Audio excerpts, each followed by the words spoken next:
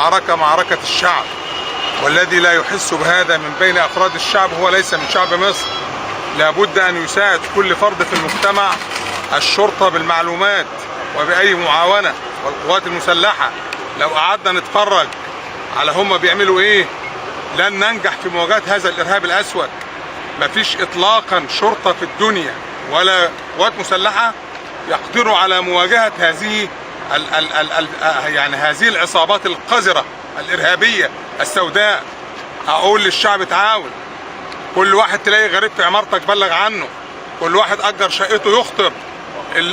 أنادي كمان السيد رئيس الجمهورية الآن بحظر استخدام الدراجات النارية إطلاقا، أو بحظر استخدامها لمن يركب وراءه واحد، وتصدر تعليمات مشددة بأن الراكب رقم 2 سيعامل طبقا للقانون بالسجن المشدد، لأن كل الحوادث ونحن للأسف لا نتعظ ولا نأخذ دروسا ولا نعتبر، كلها تنفذ عن طريق دراجات نارية عليها راكبين، والقانون يجرم هذا، وعلى مستورديها أن يكفوا عن استيرادها. الوزارة لازم تتحرك، لازم نبذل جهد في هذا السبيل. مش معقول كل يوم نفقد في هذا.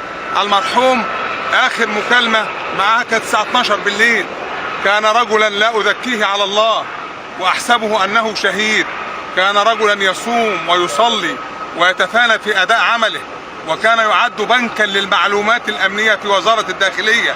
الخسارة فادحة فيه وفي من سبقوه، وأرجو أن لا يلحق به أحد إن شاء الله بمشيئة الله تعالى.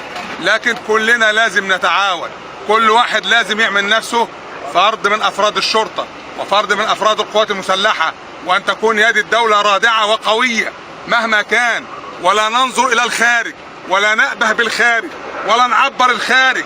الخارج يريد لنا هذا، أن تكون مصر بلا قيادات، بلا كوادر، بلا خبرات. هذا ما أراد أن أقوله، والألم يمزق قلبي على صديقي وحبيبي اللي هو محمد الصعيد. شكرا. ده من وكالة أونا، لكن هو أنا شفت اللوجو بتاع قناة المحور، فبس عشان ندي الحق لأصحابه.